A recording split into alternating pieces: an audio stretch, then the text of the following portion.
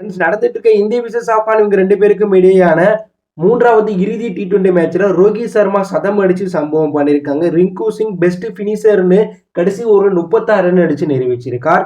இந்த போட்டில டாஸை வெற்றி பெற்ற இந்திய அணி பேட்டிங்கை தேர்வு செய்ய இந்தியனுடைய தொடக்கமே மோசமா இருந்துச்சு. இந்திய அணியை சேர்ந்த ஜெய்ஸ்வால் 6 பாலுக்கு 4 ரன் அடிச்சிருக்கும் போது அகமது போட்ட பால்ல நபிட்ட கேட்ச் கொடுத்துட்டு வெளில போக, விராட் கோலி ஃபேஸ் பண்ண முதல் பால்ல டெக் அவுட்ல கேட்ச் கொடுத்துட்டு வெளில போயிட்டாங்க. சிவம் துபே 6 பாலுக்கு 1 ரன் அடிச்சிருக்கும் போது கேட்ச் கொடுத்துட்டு வெளில போகும். சஞ்சு சாம்சன் டெக் அவுட்ல வெளியேற இந்திய அணி 4 ஓவர் முடிவுல 4 விக்கெட் இழப்பிற்கு 22 ரன்கள் மட்டுமே அடிச்சிருப்பாங்க. அந்த கட்டத்துல உள்ள வந்த ரிங்கு சிங் ஓபனிங் வீரர் ரோஹித் சர்மா கூட பார்ட்னர்ஷிப்பை வச்சு 2 பேரும் அங்கிருந்து மேட்சை டாப் கியர்ல எடுத்துட்டு போவாங்க.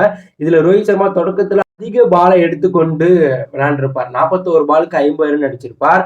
ஆனா அடுத்த 23 பாலுக்கு 50 ரன் அடிச்சு அவருடைய 5வது T20 சதத்தை பூர்த்தி பண்ணியிருப்பார். ரோஹித் சர்மா 63 பாலுக்கு 100 ரன் அடிச்சு அவருடைய 5வது T20 சதத்தை போட்டது மட்டும் இல்லாம சூரியகுமார் யாதவ் மேக்ஸ்வெலுக்கு அடுத்தபடியாக T20ல அதிக சதம், அதாவது சூரியகுமார் யாதவ் மேக்ஸ்வெல் 4 சதம் T20ல அடிச்சிருக்காங்க. ரோஹித் சர்மா இந்த மேட்ச்ல சதம் அடிச்சது மூலம் 5 சதம் அடிச்சு T20ல அதிக சதம் அடித்த வீரர் அப்படிங்கிற லிஸ்ட்ல முதலிடம் பிடிச்சிருக்கார்.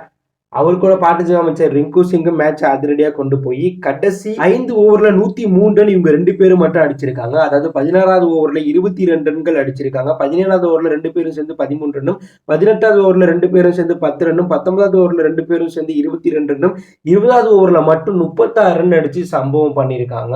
இந்த போட்டியில கடைசி ஓவர் கரீம் வீசியிருப்பார். அந்த ஓவர்ல முதல் பால் பவுண்டரி அடிச்சிருப்பார் ரோஹித், அடுத்த பால் 6 அடிச்சிருப்பார். அந்த பால் நோ பாலா இருந்திருக்கும். ஸோ நோ பாலுக்கு ரீப்ளேஸ்மெண்ட் போட்ட பாலையும் 6 அடிச்சிருப்பார் ரோஹித். ஸோ 3வது பாலை சிங்கிளுக்கு மாத்திருப்பார். ஸோ அடுத்த 3 பால்ல 3 6 ரிங்கு சிங் அடிச்சு அந்த 20வது ஓவர்ல மட்டும் கரீம் 36 ரன்களை வாரி கொடுத்திருப்பாங்க. இதனால இந்திய அணி 20 ஓவர் முடியல 4 விக்கெட்ல போயிருக்கு, 212 ரன் அடிச்சாங்க. இந்திய அணி பேட்டிங் தரப்புல Rohit Sharma not out bats பண்ண 69 பாலுக்கு 121 ரன், 11 பவுண்டரி, 8 6, 175 கிட்ட சேக்கெட் வச்சிருந்தார். 2 பவுண்டரி, 6 6, 176 கிட்ட சேக்கெட் வச்சிருந்தார் ரிங்கு சிங். ஸோ இந்திய அணி கடைசி 2 ஓவர்ல மட்டும் 56 ரன் அடிச்சு சம்பவம் பண்ணியிருக்காங்க. இதன் மூலம் ரிங்கு சிங், ரோஹித் சர்மா ஒரு சில முக்கிய சாதனைகள் படிச்சிருக்காங்க.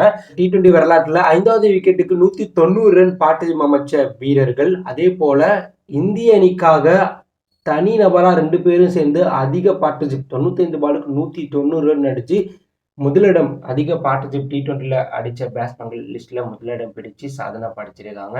ஸோ இந்த மேட்ச்ல இந்திய அணி 212 ரன் அடிச்சிருக்கனால கண்டிப்பா இந்த டார்கெட்டை ஆப்கான் அணி அடிக்கிறது கஷ்டம் தான். ஸோ ரோஹித் சர்மாவுடைய சதம் பற்றியும் ரிங்கு சிங்குடைய அதிரடி ஆட்டம் பத்தி நீங்க என்ன நினைக்கிறீங்க அப்படின்ற கருத்தை கமெண்ட் லீவ் பண்ணுங்க. மறக்காம நம்ம சேனலை சப்ஸ்கிரைப் பண்ணி ஃபாலோ பண்ணுங்க.